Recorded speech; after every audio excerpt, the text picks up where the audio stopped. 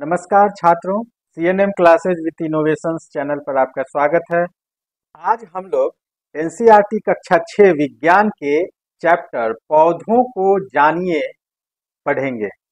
इसमें आइए देखते हैं पौधों की विविधता। पौधों की विविधता बहुत अधिक होती है।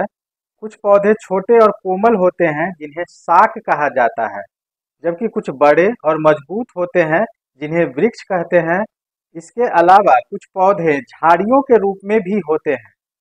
पौधों की पत्तियां सामान्यतः हरे रंग की होती है क्योंकि उनमें क्लोरोफिल नामक रंजक या पिगमेंट पदार्थ होते हैं जो प्रकाश संश्लेषण में मदद करता है।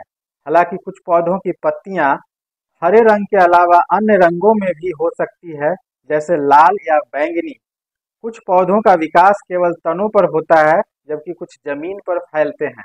आप एक चित्र देखेंगे जिसमें पौधे के भाग को दर्शाया गया है। आमतौर पर पौधों का वर्गीकरण उनकी ऊंचाई, तने और शाखाओं के आधार पर शाक, झाड़ी और वृक्षों में किया जाता है। शाक यह छोटे और कोमल तने वाले पौधे होते हैं। इनका तना हरा और मुलायम होता है। इनमें सामान्यतः कई शाखाएं नहीं होती और ये एक या दो मौसम तक जीवित रहते हैं। उदाहरण टमाटर, धनिया, पालक, पुदीना इत्यादि। झाड़ी ये मध्यम ऊंचाई वाले पौधे होते हैं जिनका तना कठोर होता है, तना पतला होता है और शाखाएं तने के निचले हिस्से से निकलती है। ये पौधे कई वर्षों तक जीवित रह सकते हैं। उदाहरण नींबू, गुलाब, बोगनवेलिया आदि। वृक्ष वृक्ष बड़े और मजबूत होते हैं जिनका तना मोटा और कठोर होता है। इनकी शाखाएं तने के ऊपरी भाग से निकलती है और फैलती है। वृक्षों का जीवन काल बहुत लंबा होता है। उदाहरण आम, नीम, बरगद आदि। आरोही और विसर्पी पौधे आरोही पौधे इन पौधों का तना कमजोर होता है और ये सीधा खड़ा नहीं रह सकते। इन्हें ऊपर चढ़ने के लिए सहारे की जरूरत होती है। ये तनों, पत्तियों या शाखाओं द्वारा किसी वस्तु के चारों ओर लिपट कर ऊपर की ओर बढ़ते हैं। उदाहरण मनी प्लांट, अंगूर, मटर इत्यादि। विसर्पी पौधे ये पौधे जमीन पर फैलते हैं। इनके तने कमजोर होते हैं और ये बिना सहारे के खड़े नहीं हो सकते। ये पौधे अपनी शाखाओं के माध्यम से धरती पर फैलते हैं। उदाहरण कद्दू, तरबूज, लौकी। आरोही और विसर्पी पौधे शाक, झाड़ियों और पेड़ों से भिन्न होते हैं। पौधों के प्रमुख अंग पौधों के चार प्रमुख अंग होते हैं: तना, जड़, पत्तियां, पुष्प। तना, जिसे अंग्रेजी में स्टेम कहते हैं। तना पौधे का वह हिस्सा होता है जो पत्तियों, फूलों और फलों को सहारा देता है। यह पौधे को सीधा खड़ा रहने में मदद करता है। पौधों में जल का संवहन तने के माध्यम से होता है। संवहन की प्रक्रिया को जानने के लिए जब तने को रंगीन जल में रखा जाता है तो वह दिखाता है कि तने में रंग ऊपर चढ़ गया। अगर इसे लंबे समय तक रखा जाए तो रंग पत्तियों और शिराओं में भी आ जाता है। तने के द्वारा पानी और उसमें घुले खनिज और पोषक तत्व जड़ों से पत्तियों और फूलों तक पहुंचते हैं। इस प्रक्रिया को जल संवहन कहते हैं, जो पौधे के जीवित रहने और पोषण के लिए बहुत महत्वपूर्ण है। इसमें पौधों की जलवाही नलिकाएं, जिसे जाइलम कहते हैं, जल और खनिजों को जड़ों से पत्तियों की ओर ले जाती है और समय के साथ यह पानी पत्तियां, फूलों और शिराओं में भी पहुंच जाता है। इस चित्र में जल को तने के माध्यम से ऊपर की ओर चढ़ते हुए बड़े आकार में दर्शाया गया है ताकि प्रक्रिया को बेहतर तरीके से समझा जा सके। पत्तियां आकार, आकृति और रंग में विभिन्न हो सकती है। पत्ती का वह भाग जिससे यह तने से जुड़ी होती है उसे पर्णवृंत, जिसे अंग्रेजी में पेटियोल कहते हैं।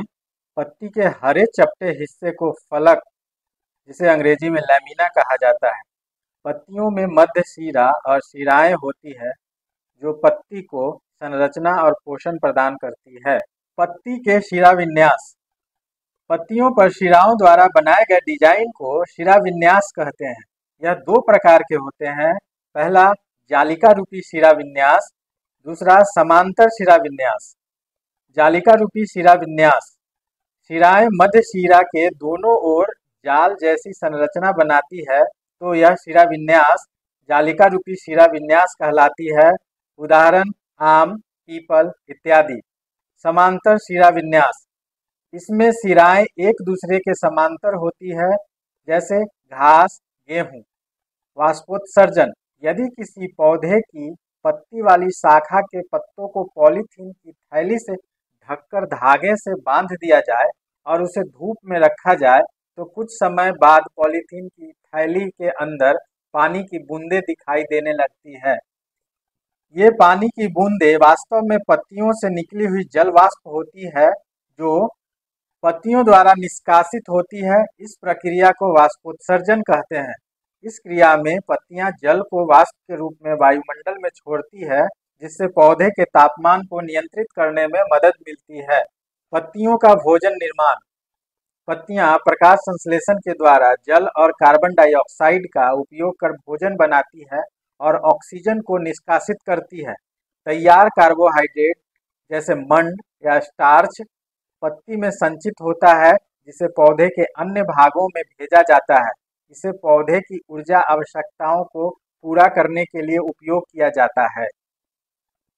आइए हम एक क्रियाकलाप करते हैं, पत्ती में मंड की उपस्थिति को पता लगाते हैं। जब किसी पत्ती को स्प्रिट के साथ गर्म करके उसका हरा रंग हटाया जाता है और फिर उस पर आयोडीन विलयन डाला जाता है, तो पत्ती का रंग बदल जाता है।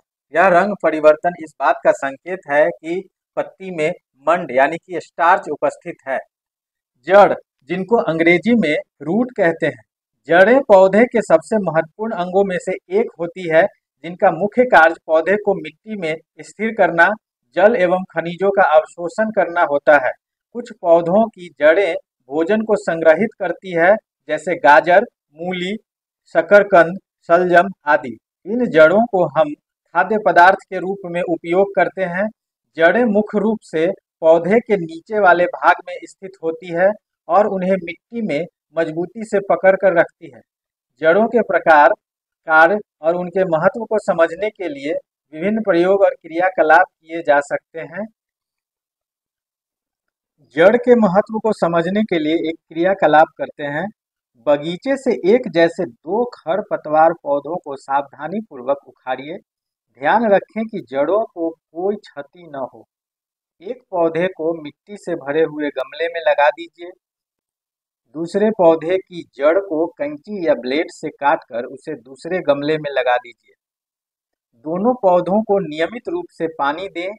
1 सप्ताह के बाद दोनों पौधों का प्रेक्षण करें। क्या दोनों पौधे समान रूप से स्वस्थ हैं? क्या बिना जड़ वाला पौधा जीवित रह सका? अब आइए इसका विश्लेषण करते हैं। इस क्रियाकलाप से यह स्पष्ट होता है कि जड़ें पौधे के जीवन के लिए अत्यंत आवश्यक हैं। जिस पौधे की जड़ें काट दी गई थी, वह पौधा जल और पोषक तत्वों का अवशोषण नहीं कर पाया और इसलिए वह जीवित नहीं रह सका। इससे यह सिद्ध होता है कि जड़ें जल और पोषक तत्वों को अवशोषित करने में अहम भूमिका निभाती है, जो पौधे के विकास के लिए आवश्यक होते हैं। अब हम जड़ की पकड़ शक्ति का अध्ययन करते हैं। 2 कटोरियां लीजिए और उनमें भीगी हुई रुई रखिए। एक कटोरी में मक्का के बीज और दूसरे में चने के बीज रखें।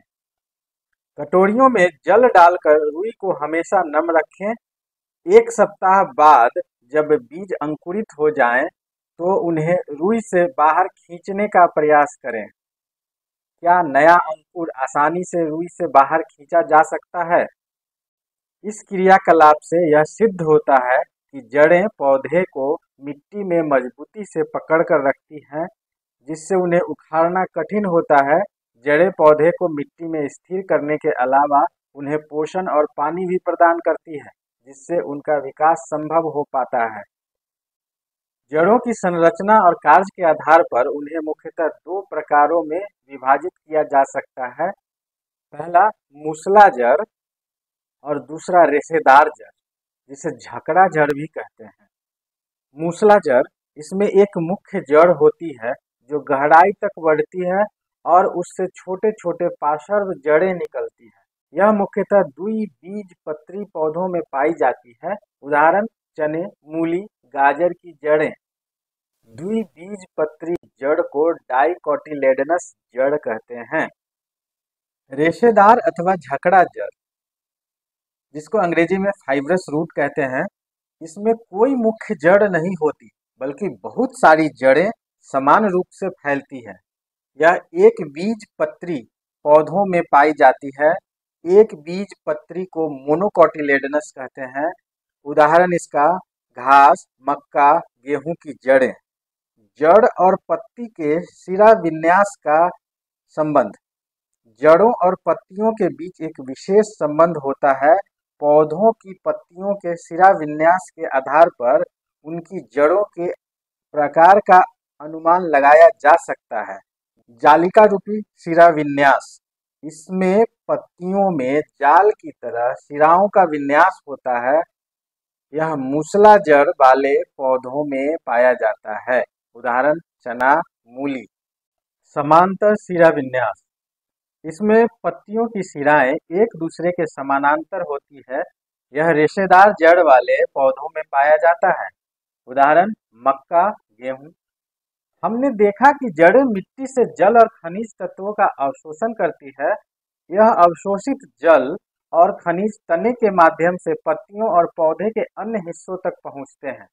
पत्तियां भोजन का निर्माण करती है, जिसे प्रकाश संश्लेषण कहा जाता है।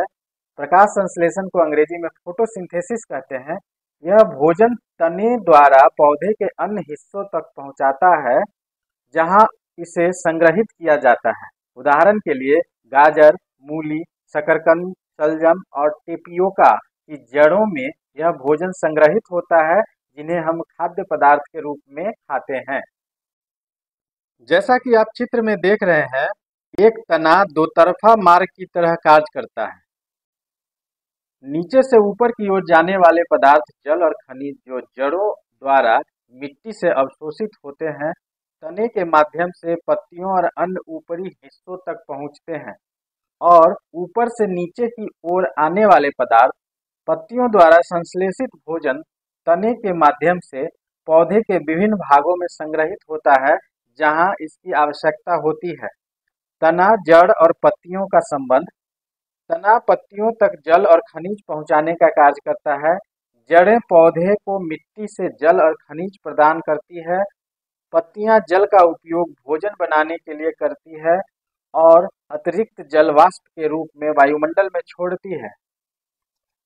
पुष्प एक महत्वपूर्ण अंग है जो पौधों के प्रजनन में सहायक होता है। विभिन्न पौधों के पुष्पों की संरचना अलग अलग होती है और उनकी पंखुड़ियों तथा बाह्य दलों का रंग, आकार एवं संख्या भिन्न भिन्न हो सकते हैं। गुलाब जैसे कुछ पौधे जिनके पुष्प आकर्षक और रंग बिरंगे होते हैं, वही गेहूं, मक्का और घास के पुष्प साधारण दिखते हैं। गेंदा, सूरजमुखी और गुलदाउदी जैसे पौधे एकल पुष्प नहीं होते, बल्कि पुष्पों का गुच्छा होते हैं, जिन्हें हम पुष्पगुच्छ कहते हैं। पुष्प के बाहरी अंगों का अध्ययन करने के क्रम में पुष्प कलिका तथा खिले हुए पुष्प का निरीक्षण करते हैं, तो हम देखते हैं कि पुष्प की पंखुड़ियां प्रमुख भाग होती है जो अलग अलग रंगों की हो सकती है। कलिका में पंखुड़ियां बाह्य दल से ढकी होती है। कली का प्रमुख भाग बाह्य दल होता है, जो पत्ती के समान होते हैं। बाह्य दल को अंग्रेजी में सेपल्स कहते हैं। पुष्प के पंखुड़ियों और बाह्य दलों को हटाकर पुष्प के आंतरिक अंगों को देखते हैं, तो इसमें पुंकेसर और स्त्री केसर होते हैं। पुंकेसर को अंग्रेजी में स्टेमेंस बोलते हैं और स्त्री केसर को कार्पेल बोलते हैं। पुंकेसर के दो भाग होते हैं, परागकोश और तंतु। परागकोश को अंग्रेजी में पॉलन सैक बोलते हैं और तंतु को फिलामेंट बोलते हैं। पुष्प के केंद्र में स्थित भाग को स्त्री केसर कहते हैं। इसमें मुख्यतः अंडाशय, वर्तिका, वर्तिकाग्र होता है। अंडाशय को अंग्रेजी में ओवरी बोलते हैं, वर्तिका को स्टाइल बोलते हैं और वर्तिकाग्र को स्टिग्मा बोलते हैं। स्त्री केसर का सबसे निचला और खुला हुआ भाग अंडाशय होता है। अंडाशय में छोटे छोटे गोल संरचनाएं होते हैं, इन्हें बीजांड कहते हैं। बीजांड को अंग्रेजी में ओव्यूल्स बोलते हैं, जो भविष्य में बीज का रूप ले लेते हैं। यानी कि जो छोटे छोटे गोल संरचनाएं होती है वो बीजांड कहलाते हैं, जो भविष्य में बीज का रूप लेते हैं। विभिन्न पुष्पों में बाह्यदल, पंखुड़ी, पुंकेसर एवं स्त्रीकेसर की संख्या में अंतर हो सकता है। कुछ पुष्पों में इनमें से कुछ भाग अनुपस्थित भी हो सकते हैं, जैसे कमल का फूल और तुलसी का फूल। दोनों में बाह्यदल, पंखुड़ी, पुंकेसर और स्त्रीकेसर होते हैं, लेकिन उनकी संरचना, रंग और संख्या अलग अलग होती है।